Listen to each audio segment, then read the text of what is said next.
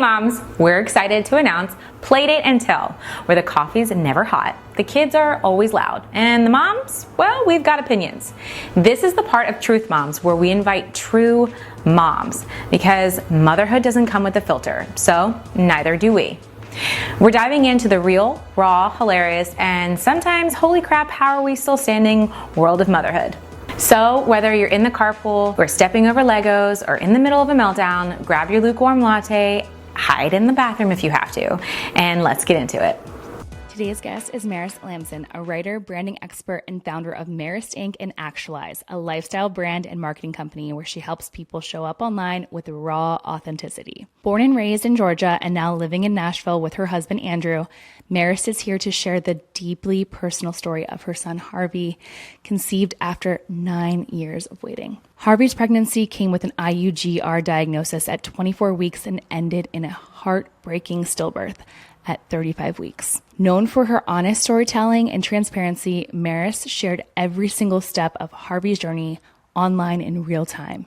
She's grateful to continue sharing about him and her love for him by coming on this podcast to tell his story. Through her vulnerability, she hopes to bring comfort to other moms navigating stillbirth, high-risk pregnancies, or the fear of loss. Marist loves walking her Germantown neighborhood, cooking, and cozy nights in with her husband and cats. Before we dive in, I just want to give a trigger warning that this episode includes conversations around infant loss. Welcome back to Truth Moms. This is our Playdate and Tell series where we're doing mom talks. I have my dear friend Marist Lamson with me here, or with us here today, and we're going to talk about her journey with IUGR and stillbirth. I'm going to cry. Oh, don't Did you bring tissues? We probably need tissues. Yeah, Easton, bring us tissues if you hear us. You can use my jacket. Okay. Andrew's jacket. I'm just like... but yeah, so welcome to Truth Moms. Thank you. So, Thanks for having me. I'm super excited. So excited to have you.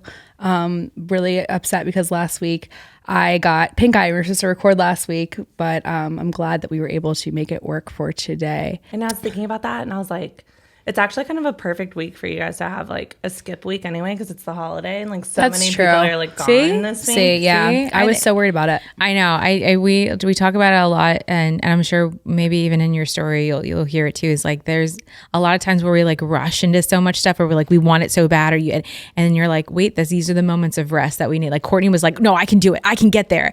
And we're like, you know what? You could come here with pink eye, maybe have sunglasses on and sit right here and like away from everybody. Or we could just rest and then enjoy each other when we are all feeling a lot better. Yeah. And then I wanted to hug you. I was like, I'm going to be able to hug you. I haven't seen you in a while. Yeah. Brittany forced me. She's like, Courtney, this is a God wink. Please just listen to him. Like, take a breath, take a breather. There's like, it doesn't need to get done next week. Like, just take a breath. Well, this for me, and like I feel like even having you on here, this season for me has been like my toddler's having a little bit of like the toddler era issues, and one of the things I keep asking her is, where's your kind heart? Right, that brings her back. And so every time I think like things are going crazy, I'm a little anxious, it's not going the way we want it, I'm like, let's feel inside. Something inside is telling us that like this all happened and we're all meant to be here, and Harvey's meant to be here now to share his story and your story as mama. So we're just really glad that like you're a part of that like feeling and being able to tell your story. And so willing to tell your story. And I know like what's really interesting about Marist is that she is a very open person, and the way that she expresses herself is very publicly. And I think that that's such a unique, beautiful thing because it helps so many people. And yeah, so I can't wait to dive in. But like talk about a little bit about, leading up to pregnancy and just like you and Andrew's relationship. Yeah. It's so ironic because I just made a post like 2 days ago was our 10 years together. And I always celebrate that more than, not that we don't celebrate our wedding anniversary, but like we moved in together 2 weeks after we met. And we've been together ever since. We've lived in different states and cities. And like we called off our first wedding and then got re-engaged. Like we have like such an interesting story that I'm like, we always just celebrate. Like the moment we met, we just were like locked in. So when we first met, we we just like never prevented getting pregnant, which sounds crazy because we like just met and also like just moved in together and like all this stuff. But I swear it's like because my twin got pregnant when we were 19, and so she had my niece Lana, who's the whole reason we're even in Nashville, when we were 20. And so like her watching her be a single mom, and like she moved Lana to Austin when she, I guess Lana was only like 2 or something like that. And she moved Lana to Austin. Like she's always been in tech sales. She's just like crushed life. And like, so I was always like, well, I'm already one step ahead of her by like having like a partner. So like if I were to get pregnant, like I was kind of like, it's fine. Cause like, then my kid will be like super closer to Lana's age than if I wait. Right. So yeah, we just like never prevented, but I've never like tracked anything either. Yeah.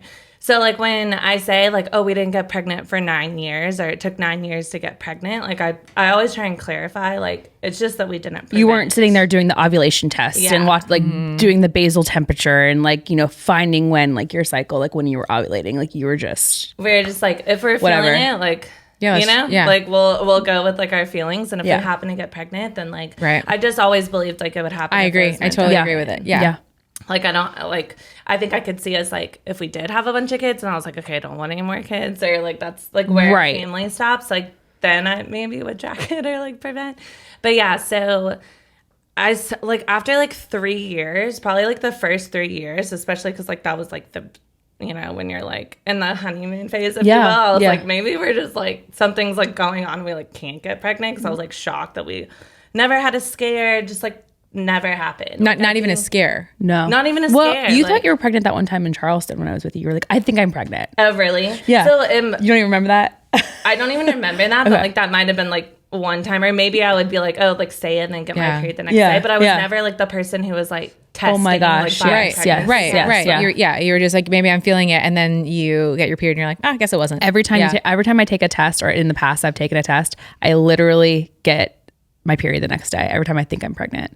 That's just how it happens. But sorry, go ahead. No, that's okay. And so the only time I do remember taking a test was like when we lived in Charlotte. Like I do remember taking a test because it came back and said pregnant, but then I like took another test. Like it was like, I don't know, the one that like writes it out or whatever. And then I took a test like the next day and it was negative. So I was like, oh, it's a false positive. Like whatever. I didn't like think anything about it.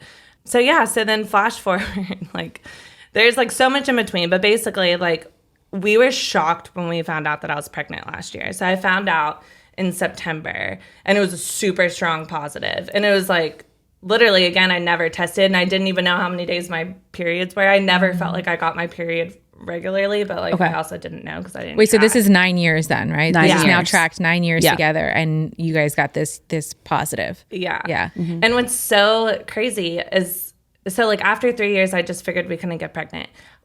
Like me...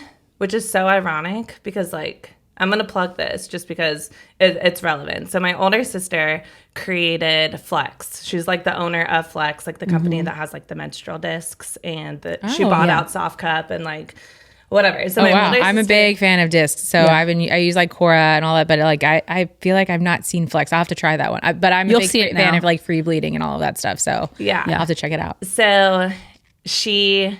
Yeah, and she got, like, it blew up. Like, it's in every store. It's Lauren's awesome. So Lauren created Flex because we all had such, like, bad period experiences, like, growing up. When I say we all, I mean she, my twin, and myself.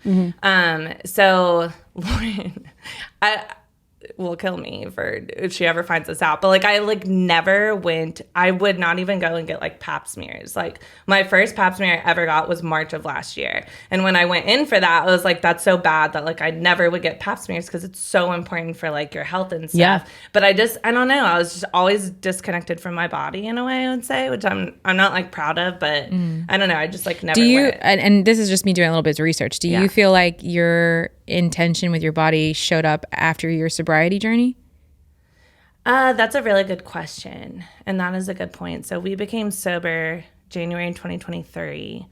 Yeah, I think just all around, I started just caring more, and I like had time to care about things. Yeah, like, we weren't like a huge thing too. Was like we were moving around so much that like I just never found doctors and stuff like in the city. Same. We were just never settled. Yeah, like, and we just every time we moved to a new place, we went so hard like partying and exploring the city. Right. That I just wasn't like grounded and stable in my life in general. It's kind of like flying by the seat of my pants. Like I'd started my company that I have like right before Andrew and I met. So that was always growing and like my main focus. And like I just always felt kind of like disconnected from like myself and any sort of like presence. I feel you. I moved around a lot of cities as well, and then it wasn't really until after the show ended and like I was forced to like pay attention to myself, and I was like, it's crazy how everything else can be so distractive in your life, and then you look and you're like, wait a minute, I have to take care of me. I haven't looked at me. I've just been go, and I'm like, no wonder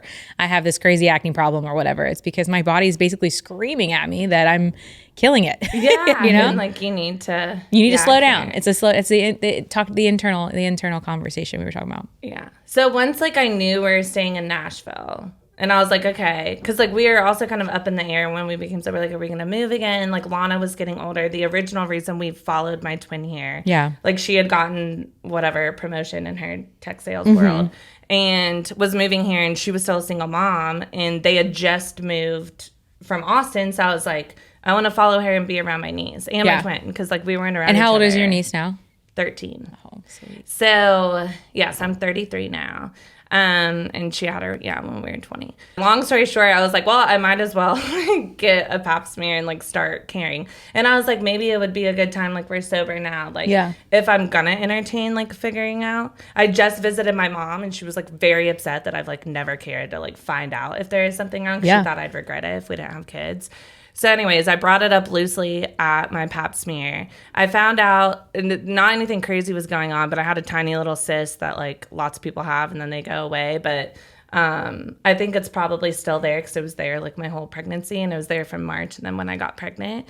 So, but they did whatever test to see if I had like endometriosis or like anything that was and like then all came preventing back, and everything came back normal. Okay. So they were like, well, we can test Andrew, and I was just like, we don't care. Like, we had started like developing and creating when we got sober, like our lifestyle brand, which is called Actualize. We had like brought back up like our podcast that we were doing, and we were trying to reframe that and like figure that out and like what do we want to do, and growing the business in a different way. I'd fired everyone in my company, and I was like, Andrew and I were just like rebranding ourselves and our life and like what we wanted out of life. And then that's kind of freeing in a way. It was so freeing.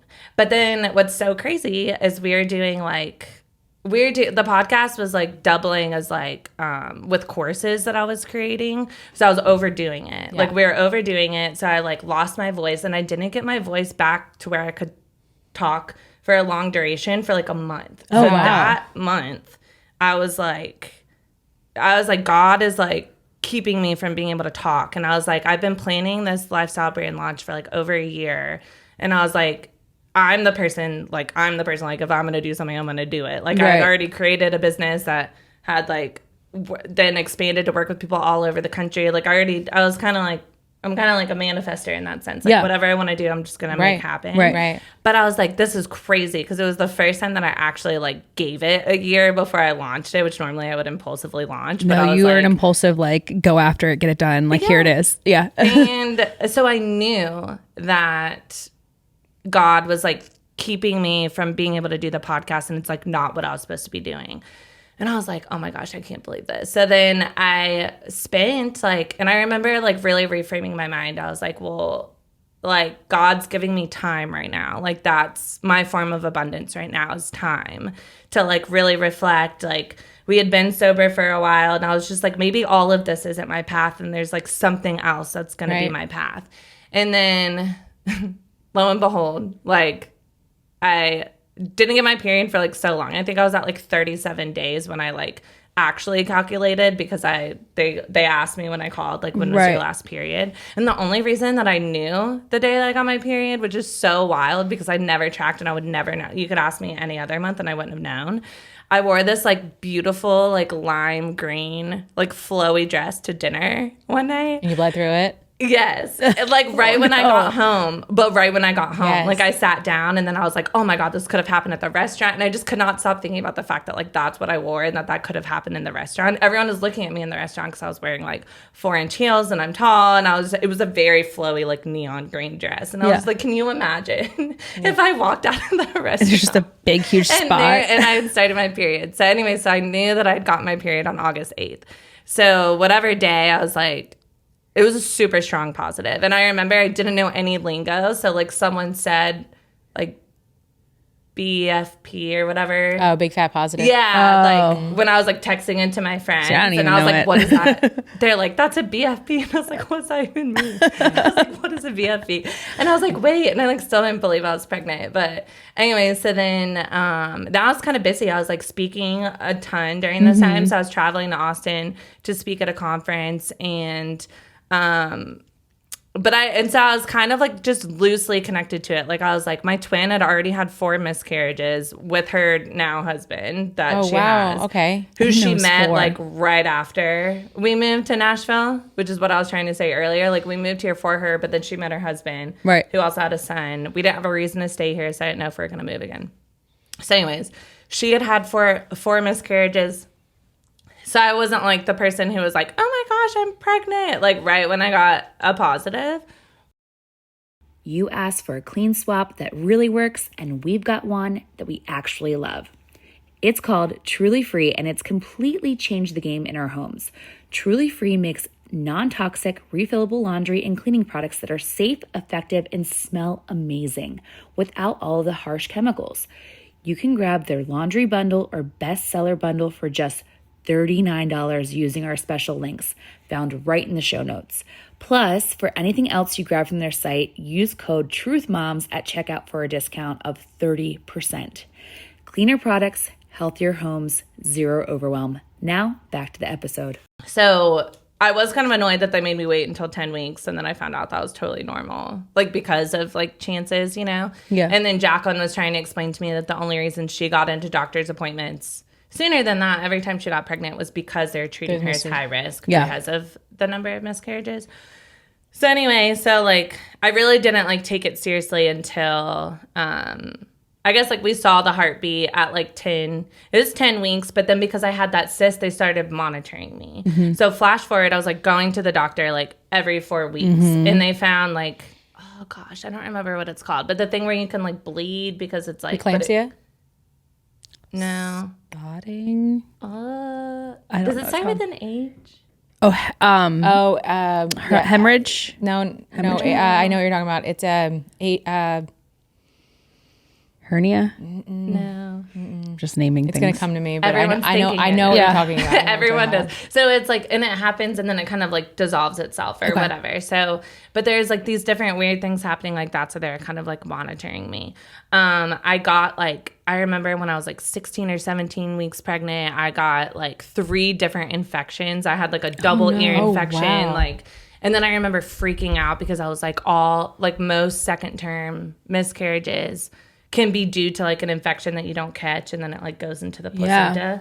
Typically not like an ear infection, but like I don't remember all 3 that I had, like a yeast infection, a double ear infection, and I had BV or something like that. It was like something so random that it was like, how did all of that happen at once? But I remember the doctor being like, good, like you're such a great mom for like coming in. Yeah. So that kind of was my first scare.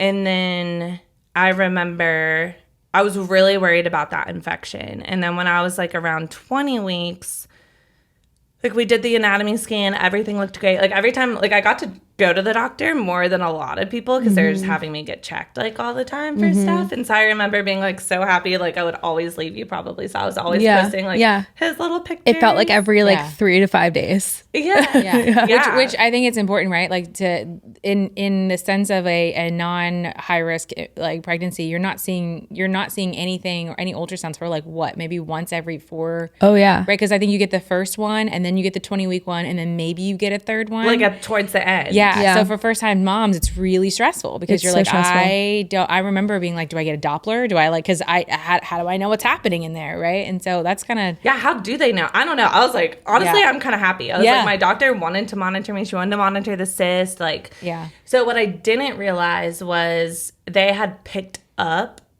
like that Harvey was not growing like as fast maybe, or like I remember like the very first one he was measuring like a week behind, but they're like, that's normal. And they're like, and also like you haven't been tracking, so you don't know if you ovulate on time, and like they're kind of like, that's not that drastic. I always measure a week behind, so it's totally normal. I remember talking to you about that. So anyways, I didn't know this until later that like that was like a main reason why they were always telling me, I was like, we're trying to monitor the system, whatever, but it was like also that. Yeah. So I was like 21 or 22 weeks or something like that, and we were about to go on our baby moon to Mexico, and like the day or 2 days before we were going to Mexico, I remember that I like 3 days in a row, like I went to the bathroom and it smelled like super sweet. Okay. And I was like, that's so weird. And then I just like had this weird feeling, and I was like, I don't know. I was like so worried about like the couple weeks before where I had infections. And I was like, I'm just gonna like call my doctor. Yeah. And like figure out what's going on. My doctor was in labor and delivery that day. So like one of the nurse people were like, she just automatically like freaked out, which made me freak out. Oh, and I started over crying. The phone? Over the phone. She was like, I need you to go to the hospital immediately. Like, that could be your amniotic fluid. Right. Called me and like the next day to apologize. I remember you telling me like, that's not cool. No. And she was so young. I know, but I like was crying. I went straight to the emergency room. I'll never forget it because we had just ordered food. We were like at a restaurant, and then I like rushed to the emergency room, and then they did the little test, and they're like, it's not your amniotic. It's not that. They never told me why, but there's like, it's not that. So then they're like, you're fine. You can go to Mexico. Yeah. So you never got a reason for the sweet smell. No, I never got a reason for the sweet smell. Literally, I remember my OB was just like, that can happen sometimes with your hormones. Like she was like, you were taking medication. Like it could have been the medication. You're well within your second trimester at this point. Yeah. And we still haven't gotten any diagnosis on what's happening. Right now everything's just normal, and but like internally you're like, infections. I know something's up. Yeah, like I was having like all these little scares, and my doctor is just like brushing them off. That's like a mom thing. I remember now talking to you about that. I'm like, that's not right. Because like you always have like that like chills. Yeah, I got full body chills because you're like you just know it's like a weird mom thing, man. Yeah. So second trimester, I was like pretty, I don't even like to use the word paranoid, but I was just kind of like, because I wasn't like freaking out. I'm not that kind of person in general. I'm way more like inquisitive. But your spidey senses are tingling. You're like, something's different than it should be. Yeah. So I was just constantly researching things and trying to make myself better, and give myself more knowledge about it. And I was like, honestly, like because I wasn't someone trying to constantly get pregnant or hadn't faced a miscarriage, even like I feel so guilty looking back on like my twins' miscarriages, because she was so strong through everything. And some of them were like a little bit later, still under the 12-week mark, but like 10, 11 weeks, 2 of them.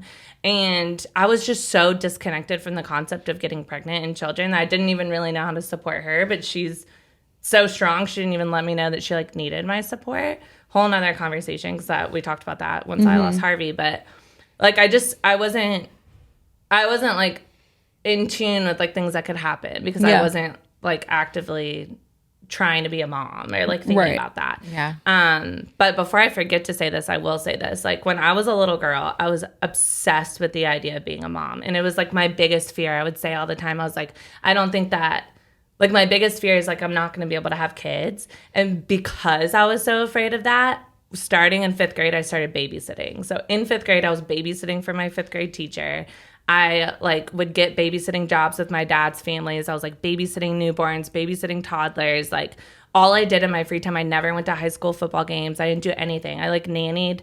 Even once I started my business, I was still nannying for some of those families. Like, I just, inside of me, I was like, this is going to be my only experience, like, getting to like feel like a mom. And I had no reason for thinking that. It was just like what I always felt.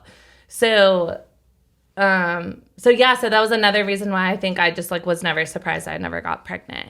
So part of that was always kind of still in my mind. Like, I didn't believe that I was, like, going to be a mom. So I think I was like, well, something's going to, like, take a turn. I just, like, felt it. Really? But then everything would always check out. And so then I really, like, worked on with myself, and I was like, okay, like, here we are. We're in 24 weeks. I'm in Mexico. We had, like, the most blissful. We went to Tulum, and then we went to Cancun. I was celebrating 10 years of my business. Like, it was, like, the most magical trip ever. Like, we're sober. Andrew and I are both sober. So, like, we were just, like, really soaking up, like, every second together. We were, like, writing to Harvey every day. Like, everything was always about Harvey, like, the whole pregnancy. So I remember, like, I was 24 months sober and 24 weeks pregnant, like, on that day. Like, my 12 weeks was on Halloween. My 20 weeks was on Christmas Day. I had, like, the coolest, like, synchronicities the whole pregnancy. So I was like, I think this could just be a test about, like, am I, like, my own self-worth, and, like, am I deserving of, like, my dream to be a mom? And maybe this is, like, my time to really, like, reframe, like, my mindset around, like, my own worth of, like, being a mom and, like, getting to have kids, you know? And I was like, I need to let myself, like, enjoy this, you know?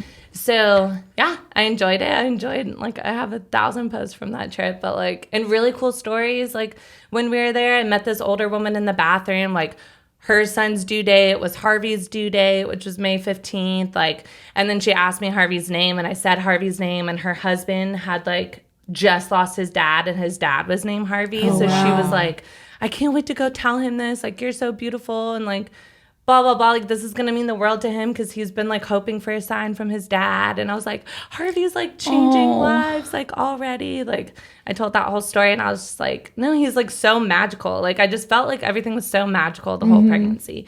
So we come home from Mexico, and I have an appointment the next day.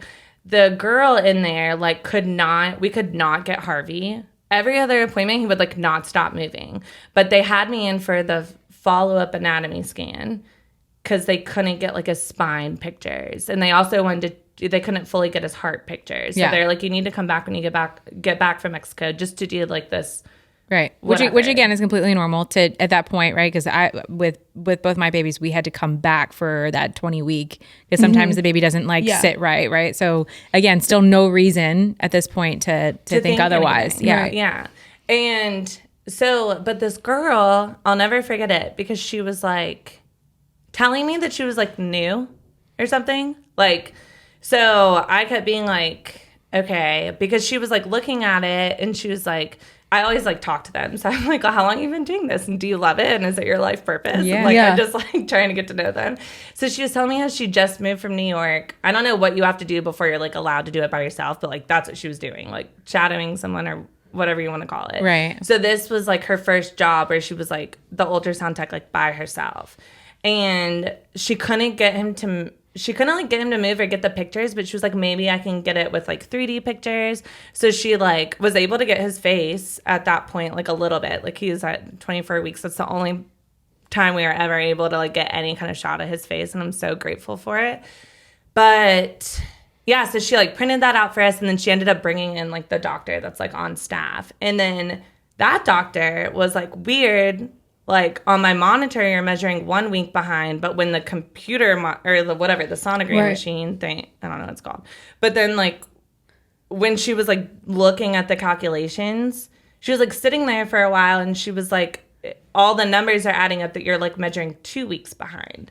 And I was like, well, why does one say 1 week and one says 2 weeks? I was like, I don't understand. And then she literally was like, I don't know, but I'm going to have to, like, manually calculate it myself. And I was like, what do you mean you're going to manually calculate it? And this, she had, like, an accent. I could barely understand her. She came over and tried to get different pictures, and she was just like, you might just have to come back, whatever. But she was like, yeah, it looks like he's, like, 2 weeks behind, but I'm going to do my manual measurements, send him to your doctor. So I go to my doctor's appointment. Like, she's like, I'll have him before you're there. And I was like, well, I'll be there in 2 hours. So, like, you know, chop, and, like, make sure you do it, right? Yeah. And so notoriously, my doctor is very busy, and I, like, could not.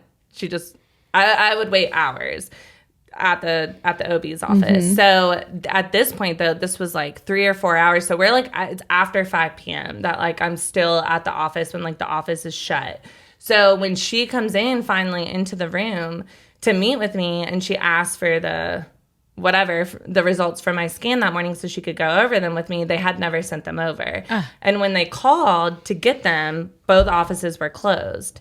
And I remember I was just like so annoyed by that, because I was like, that was the weirdest experience I've ever had. Like, I want to understand what you're talking about. And you say he's measuring 2 weeks behind. Is that a big deal?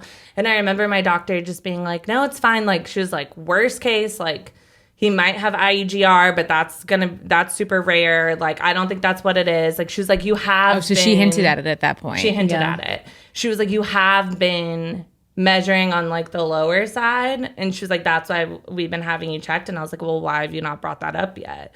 And she was just like, well, like, you know, it can change. Like, a lot can happen, like, in between. We were monitoring you a lot. Like, right. It's not that common to, right. The second trimester is really where the things start to like the puzzles come together. Right. Yeah. And I ended up finding out from a different OB later who just happened to be our old neighbor or whatever. My twin was like pinging him with like all these different things that were happening. Second opinion kind of thing. To see what he's allowed to say, or if I should be like investigating further. So he was like, well, they shouldn't even be like talking to Marist about like measurements and stuff until you're 15 or 16 weeks. So he thought it was weird that she like mentioned that I had been measuring. So whatever, it doesn't matter. So I get a call from their office the next day. And again, I didn't know that my doctor was in labor delivery, or that she was every single Wednesday. But they had called me, and I guess she had the nurse. Is it a nurse? Yeah, the nurse like call me or whatever that's like on her little team to tell me that they needed to book me at MFM, like maternal fetal medicine, because I needed to get like a more in-depth scan, because Harvey was measuring in the 4th percentile. And I was like, the 4th percentile is like out of 100. Yeah. like, Yeah. Right. Well, yeah. Like, you're like, what's that number mean? What is it? Yeah. What's happening here? I literally was like, what are you talking about? She was like, well, we finally like were able to get your results, whatever, from your scan yesterday. And I was like, well, I don't trust that, because she manually calculated it. Right. And I was like, so I want to see someone, whatever. So she was like, the soonest they had for MFM was like 8 days later. What? And I was like, I'm not waiting 8 days. And I was like freaking out about it. And I was like, you guys cannot like call me and tell me, because then I started Googling stuff. And I was like, if you're in the 4th percentile, you have IUGR. And I was like freaking out. It's like, I was asking the girl questions. She didn't know how to answer anything. And I was like, why are you calling me? I was like, I waited in your office for 5 hours yesterday to have a nothing appointment with my OB because you guys didn't make sure that my ultrasound scans came back. And now the nurse, not even my own doctor, is like calling me to tell me that like this, I have IUGR, and like can't even answer questions about real it. quick, what does IUGR stand for? Interuterine growth restriction. It's a mouthful, yeah. So it's essentially just that so IUGR is when your baby is not growing at the rate that most other babies are growing. Like, so, but anything above the 10th percentile is like normal. Like, so you're classified as having IUGR if you're under the 10th percentile. Right. If you're above the 10th so the percentile. cause of IUGR could be a number of different things, or is it always the same thing? It's usually a sign that your placenta is not giving the baby what the baby needs in order to properly grow. Okay. And I remember something frustrating for you was that you were trying to distinguish the difference between IUGR and a preemie baby and those differences. Right. Can you talk about and that's what I was getting at. Yeah. You're like, what? Because I remember you had posted, I was doing some stuff before we came, and I was like, okay, the difference between preemie and IUGR is a diagnosis, right? A preemie. Well, so a preemie baby is just any baby born before 37 weeks. Got it. So like if you're 37 weeks, that's when you're considered full term, which like everyone kind of understands that. So any baby can be born before 37 weeks, be totally healthy and still be a preemie. Mm-hmm. Lots of babies can be born before 37 weeks and have complications because they're born before 37 weeks. So they could end up in the NICU, or there could be like a variety of reasons that a baby is premature, like a preemie. But not necessarily like every preemie has complications. So I had made that post because I was super, super frustrated when I first started posting about Harvey's journey, like so many people kept being like, oh, my baby was preemie and like everything turned out fine. And I was like, okay, I don't care. Like, this is different. like that's not like my specific story. Like just lots of people. You know what's so funny? You posted something yesterday. I guess somebody was like, I'm praying or whatever. And I find that in these moments, a lot of people, because they don't know what to say, offer like weird platitudes. They're trying to like be kind and like feel hope and like be there with you, but it comes out just totally not right. Right. And so you're almost like, might as well not say anything at all. But I don't think people realize that online when they're writing these things. So be like, either wanting to connect with you for whatever reason, like the preemie thing, it's like, well, maybe we should realize that these two things are not the same, and that it could affect mom because you're like, you're one, it's a false hope, right? Like just because the preemie did well, IUGR is a totally different circumstance. Like, let me deal with this shit over here first, Exactly. And also, like, once you fall below the 3rd percentile, you're severe IUGR, which happened to me like just 2 weeks later. Then I fell down. I was in the 3rd percentile, and then I went to the 1st percentile. And so it happened the second you got the diagnosis, it started to it just like every 2 weeks they would do a growth scan, and I went from the 4th to the 3rd to I think it was like the 3rd and then the 2nd, and then I was the 2nd twice, and then I went below the 1st. And so, like, how much further can you go below the 1st? Like 0, I guess. Like, I don't know. Or, stillbirth. I don't know. Like, it just kept going down.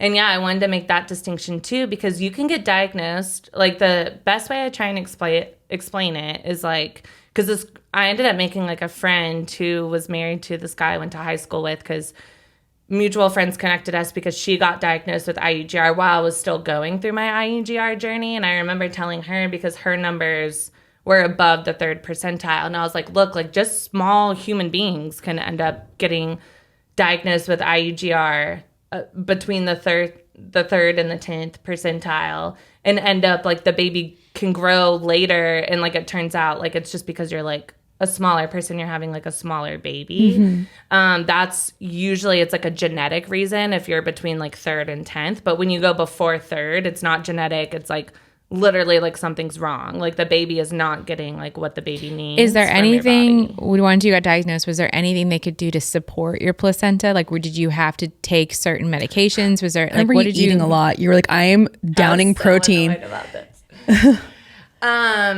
They don't have a lot of information about it. So I'm gonna speak on that in like half a second, because I want to say this to you just about like that journey. And I just want to speak a second to when people are commenting, especially when you're like sharing stuff in real time. So like I really wanted to share about, I always post in real time. I have my whole entire life. I've been through lots of different things that I've always shared about in real time. So it's very normal for me to like share about his story. And the one thing I want to say, if you want to know like how to communicate with someone who's sharing vulnerably in real time, because this is like really important to like recognize. Some people share their story in hindsight. It's a little bit easier to take those platitudes in hindsight, even now when I share about things like, and people are like, yes, like your pain has a purpose and da da da da da. Like I'm not as offended by it because I'm in a different stage now. Right. But when people are sharing in real time, if like witnessing needs to come before hope.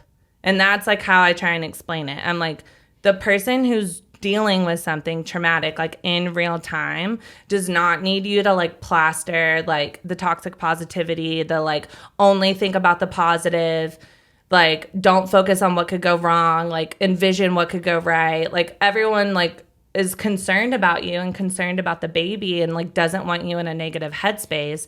But the reality is like, you're not going to not be thinking about that just because you're like, I want to be positive and like everything can go right. Like that's, in my personal humble opinion, that is not helpful. The only reason I can say back in hindsight why I handled the stillbirth so well is because I not only ignored that, I did the opposite. Like I fully embraced what is IUGR. Now I have SIUGR. What is the worst possible thing that could happen, which is stillbirth.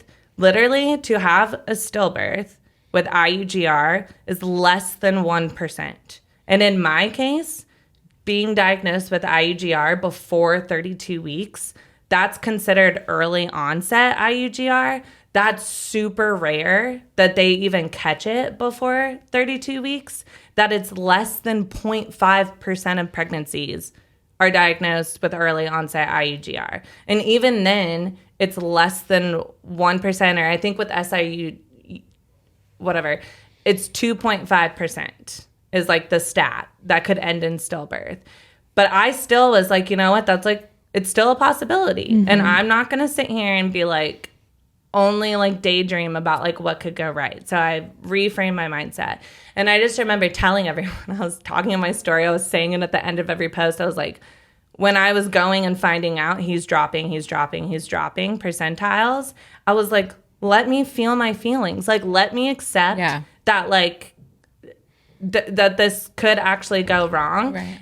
If you see me spiraling, I had a good headspace about it. Like, and I was like, I kept saying, I was like, you know what, everyone, I was like, I don't need your platitudes. Like, I don't need you to try and lift me up. I'm like, this is a very like real reality that this could happen. And at the end of the day, like, I'm finding peace that whatever Harvey's story is his story. Yeah. Like, and I think that's so important too, is that you're telling people, because personally, I would want the positive toxicity, right? Because I'm like, in my brain, I spiral immediately. And so I have to have nothing but good. But you were like, I'm steadfast. I understand it. And like you put it out there. You're like, I don't need that. I don't need that. And I think that's important to everybody too, to like hear, like, you have to speak with what you need, because people are only going to give from their perspective and they have no idea what to do for you. And so like, it might be the hardest thing you have to do, but like you quite literally have to say what you need. It's so true, because my twin said this to me too. She was like, Mary, she's like, she's like, she is the opposite of me. She's exactly like you. Like, she was like, I had to go to work every single day and like try every time she got pregnant again and like just try and stay hopeful, or I would have completely like lost it and like gone into like the deepest depression. So she was like, I wasn't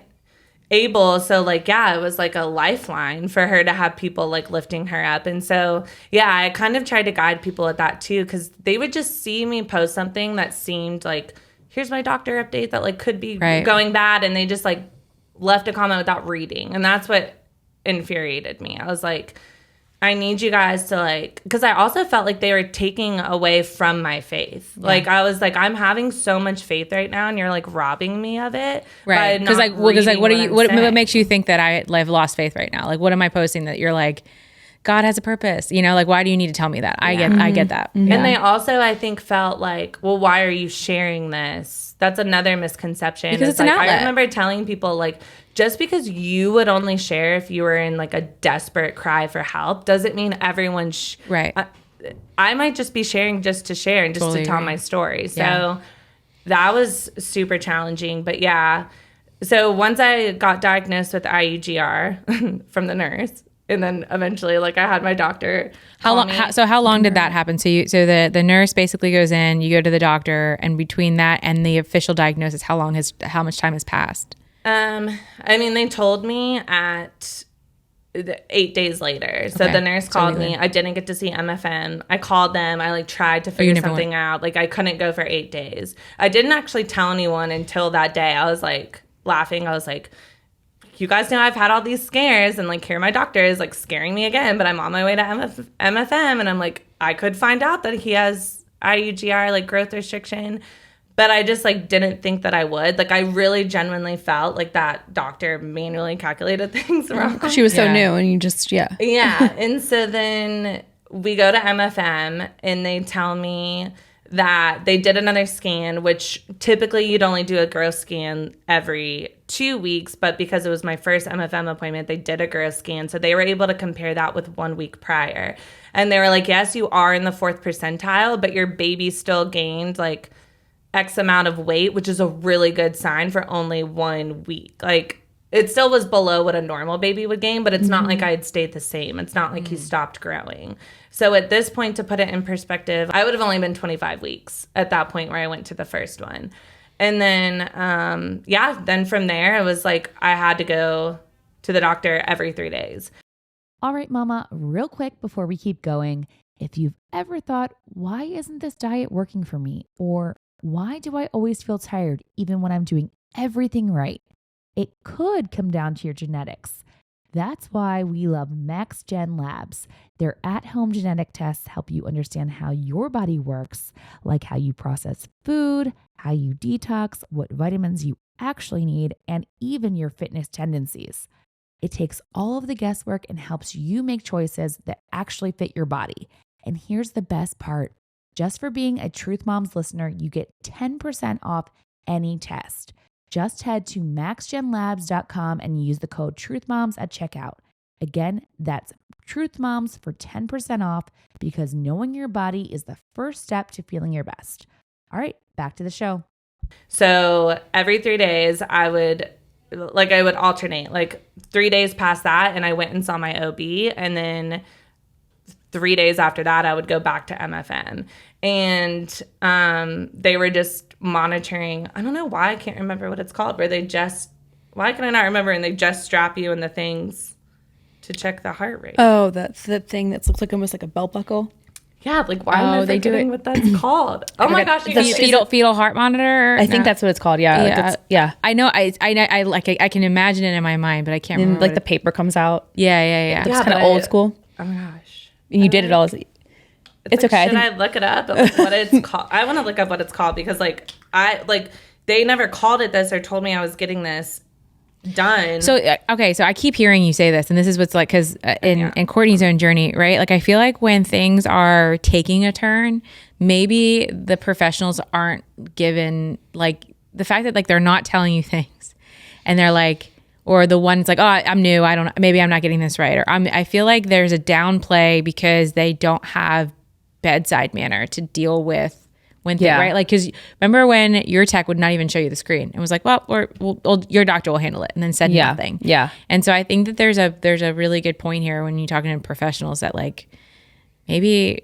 I don't know what that would be called, but at some point, like there's got to be some sort of gift that a tech would have to be able to handle specialty circumstances like that, because it only drives the anxiety further, which is not good for the baby. No, even if they are in distress, like it's crazy that there isn't, and it's not universal. Like there's just you don't know what kind of the tech isn't going to be or react the same as like another tech, and it's just there's no like book. Yeah, you know how like explains it. Oh, NST. What's that? Okay, so what's that stand for?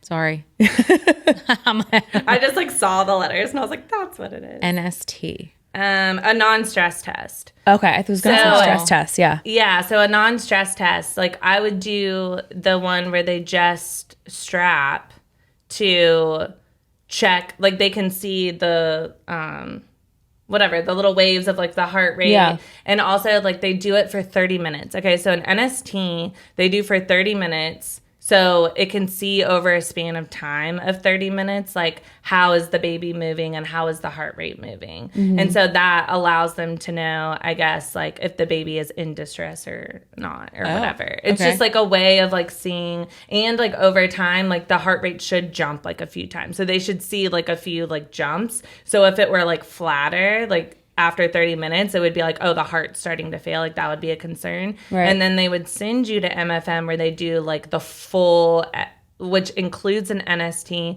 Plus it's like this other scan where they check for 8 different things. So they're checking for like the baby's breath and oxygen. And you did this part too? Yeah, so this is what I would do like every other third day. Oh. So like anytime I was at MFM, they're doing the more elaborate non-stress tests. Like they're keeping me in there for a while. They're checking heart rate. They're checking blood flow. They're checking, so they're able to like, they're like literally like pulling up the blood flow between the cord to see if it's like going straight or is it like sometimes it can get like reversed and like all these things. There's 8 different things that they test for, like amniotic fluid level, like baby's movements. Are they kicking?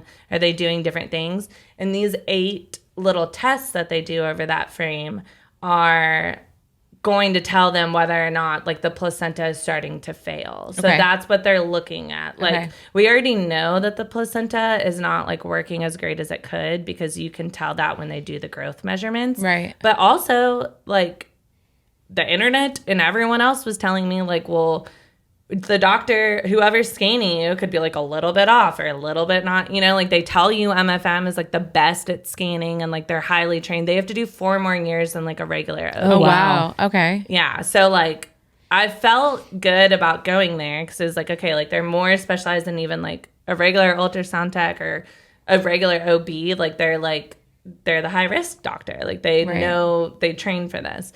So every time I would go there, then you basically get a pass or fail. So this is where the nuance was always kicking into me, where I was like, how do you not like use your brain like in this and make decisions? And this is when I learned how just like little there is clinical and like they just go by what's black and white, where I was like, I feel like we should like also use our brains a little bit. Let's think a little bit outside. Let's look at all the facts. Because to me, every time I went, technically 8 out of 8. But towards the end, like I would go in and they would be like, well, I don't want to skip ahead, but 8 out of 8. But when I started seeing like, okay, well, like my growth is going down, like the percentile's going down. So like, isn't that a concern? Like, why are we going every 2 weeks?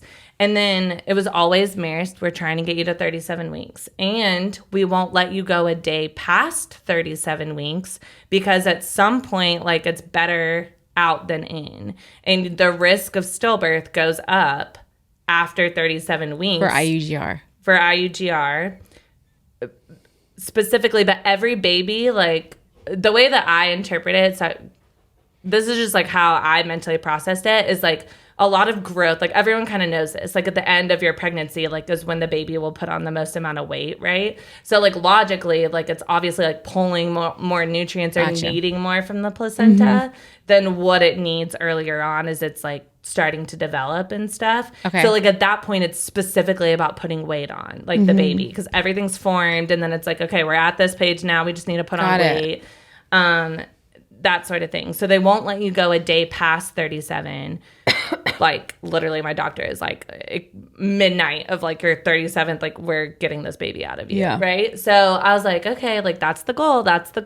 And then though, like when I was going down, it was kind of like a game of numbers of like, well, we're past viability week, or is it viability? Yeah. Okay. Week. But there's like certain things that happen each week of the pregnancy. So when we were, I'll never forget this. When I was 32 weeks, all of a sudden, like my belly looked like flat. Like I have a picture posted of it. And I was like freaking out because I was like, why is like my belly, like probably looks like, sounds like a little bit bigger. But I was like, why is like my belly, like where's the baby? Yeah, where's the baby? So I went to the doctor, or I went to the ER, and they saw, no, actually, I had like my scan at my doctor, and they couldn't find the heart rate, and my belly like looked flat. So then my doctor came in with the ultrasound, and she was like, oh, like Harvey's just kind of like hanging out like really low, and he's small enough that he can like wrap around like bottom. Whereas normally when the baby's balled up in your uterus and like sitting higher, that's why you have like the belly out. But she was like, there's room in like your pelvic area, because like in order to get the heart rate, they were like literally like right on top of like my pelvic area. Yeah. Like, and they're like, everyone was shocked. I was watching them be shocked, and I was like, okay, this like obviously isn't normal because they're all acting weird.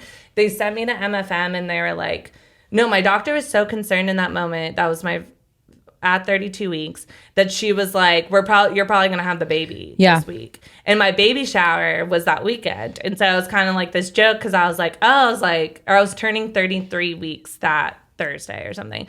And I was like, she's like, you're probably going to have your baby. Like, you're going to be FaceTiming everyone at your baby shower or whatever. You're going to have your baby. And so what they'll do at that point, when Harvey hasn't been getting like what he needed from my placenta, is they'll give you a steroid shot. Okay. And so it's a shot, you get 2 shots. You get like one at that moment, and you get one 24 hours later. And the purpose of this is to help with lung development.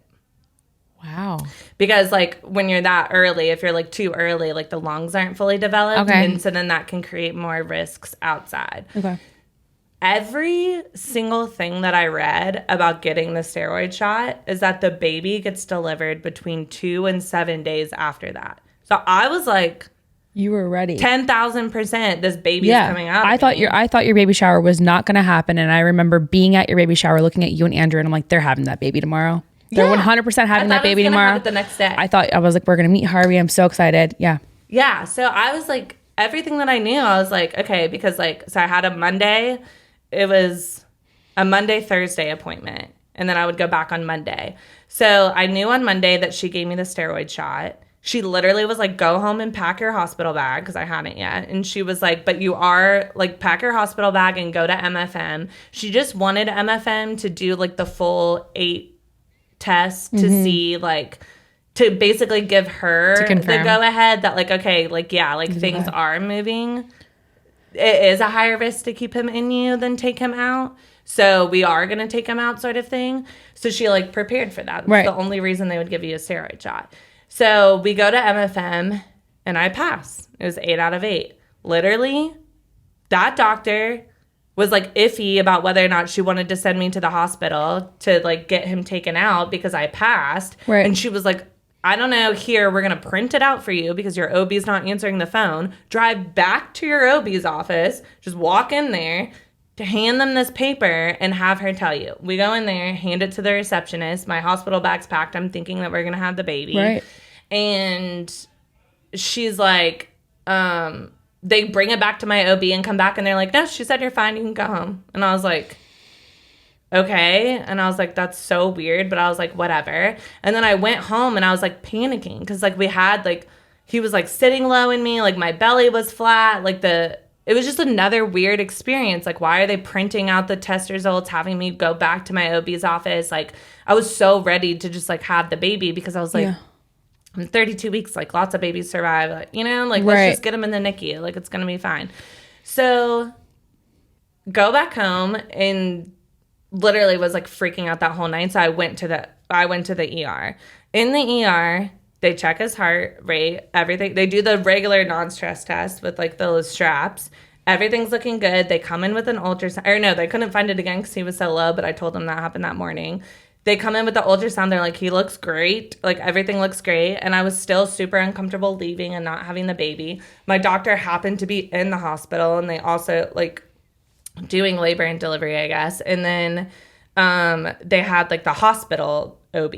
She came down and talked to me, and she basically was like, I'll explain it to you like this. Like, she was like, if you had a 6 out of 8 score, right? And, like, 6 of the things were pass and 2 of them were fail. She was like, we would keep you overnight. Because I think what I was pushing for at that thing is I was like, why are you not, like, monitoring me around the clock? Sorry to interrupt. That was the one thing, like, I looked at Brittany and I remember being like, why didn't they get the baby out? And I was just like, why weren't they monitoring her at this point? I'm sorry. Little dragon. Oh no. But like I was so mad for you, and it just like I remember you being like you weren't mad about that decision. But well, because at this point you have advocated. This is why I don't think so, and I don't know. I'm speaking for you, but you have this point you've advocated for yourself the entire. I mean, you walked to the ER. You're like, I don't like this. I don't like this.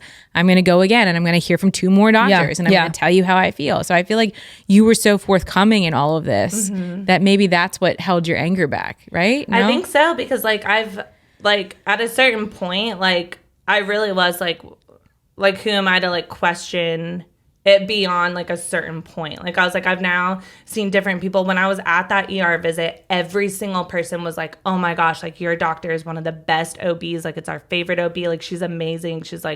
She advocates for her clients. Like they really like changed my whole mindset about my doctor. Cause at that point I like did not like my doctor at all, but I like was going through enough. I didn't want the stress of switching. Cause I talked to you a lot about that. Yeah. Like, do I switch? What do I do? But it was already a lot for me to accept. So when this person laid it out like this, and they're like, look, can I say her name?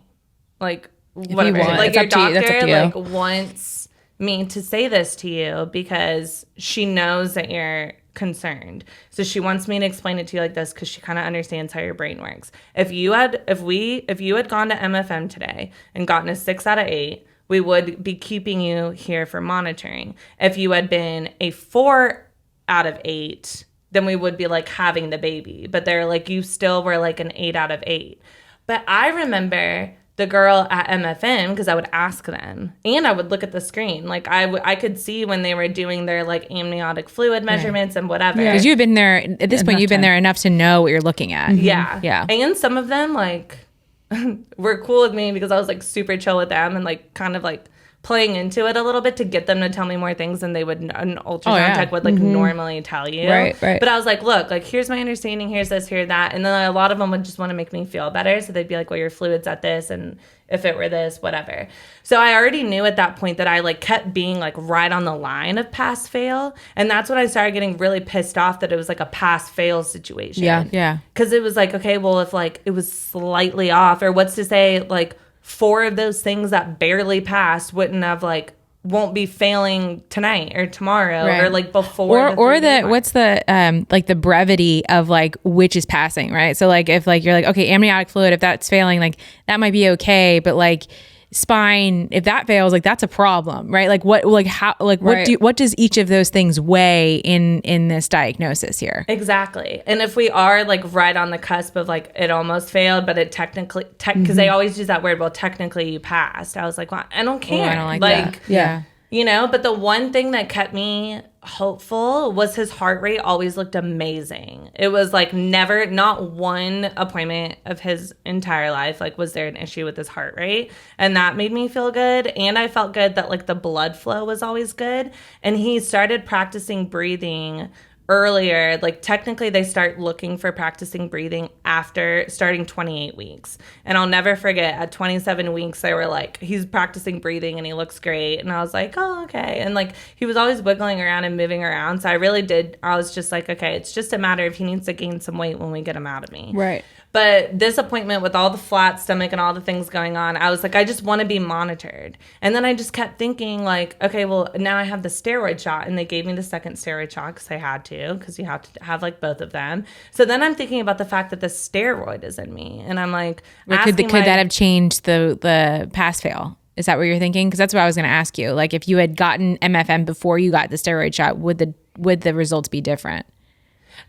Well, I don't know if it would have like kicked in at that point because it was only like a couple hours later and I hadn't gotten the second shot yet. And so I knew it takes 48 hours for the steroid to start working. And then I would be going back in 3 days. So I was like, well, maybe like at 3 days, which was going to be the day after my baby shower, they're going to like see something different and be like, okay, let's get him out. So I was fully prepared to have him like then at like 33 and a half weeks or something or whatever it was going to be. Or like almost 34 weeks. And then everything looked great. Like I went after my baby shower, they like wouldn't take him out. They're like, but I do remember them being like, technically you passed. And I just kept being like, in the back of my head, and I've not gotten clarity on this, and it is something that like would be the one thing that I didn't push that like maybe I would have pushed, is I only asked my doctor once. I was 34 weeks. I asked my doctor. I had like, he ended up dying a week after this. Okay. So like, I asked her, I was like, what about the steroid shot? Because like you gave me the steroid shot and everything I read said that like you do that when you're going to deliver the baby in 2 to 7 days, 2 to 7 days, because it's going to help the baby's lungs and like be outside the womb. And the part of me was thinking like, what if the steroid shot is like making him pull more? You know what I'm saying? Like he has a steroid now. Yeah. And if my placenta's already not working and he has a steroid, like I genuinely think that they did not think about that. Like I like genuinely think that, because I was like loosely concerned about it, but again, hadn't had enough time. Like had I gone one more week, probably I would have been like, get him out of me. What was her answer to you? When She told me that it's not a big deal if you have a steroid shot. If anything, if I go longer, they might have to give me a booster where the steroid is no longer like working or like relevant or something. Like she was like, you do it right before because you need it to be like, I don't know, for lack of better terms, like more like active at the point where the baby's delivered and first trying to use its lungs. So we might have to give you a booster. But you're well beyond 7 days at this point, right? Right. So basically at this appointment, it was a matter of like, okay, you're 34 weeks. Do we want to take him out now? And I was like, take him out. Yeah. I was like, Right. I want to take him out. I Can was like, you- let's and take you- him out. I was and like, yeah. this has been like a lot. I was like, he's 34 weeks. He's I was like, viable. this is amazing. Like, Yeah. people have babies at 28 weeks, at 20 weeks. Like, I was like, please just let's take him out. And then she convinced me. She said, oh, I don't want to cry. But she told me, she was like, his ability to eat and feed would be drastically better at 35 weeks than 34 weeks. And so she was like, if we keep him in one more week, he's gonna like latch a lot better and be able to feed better. And so I said, okay. Thanks for tuning in to Truth Moms. Remember, mamas, the truth starts at home. If you enjoyed this episode, don't forget to subscribe and leave us a review. It really helps us reach more moms like you, and plus, it's free. Until next time, stay strong, stay curious, and we will keep dropping those truth bombs. Bye.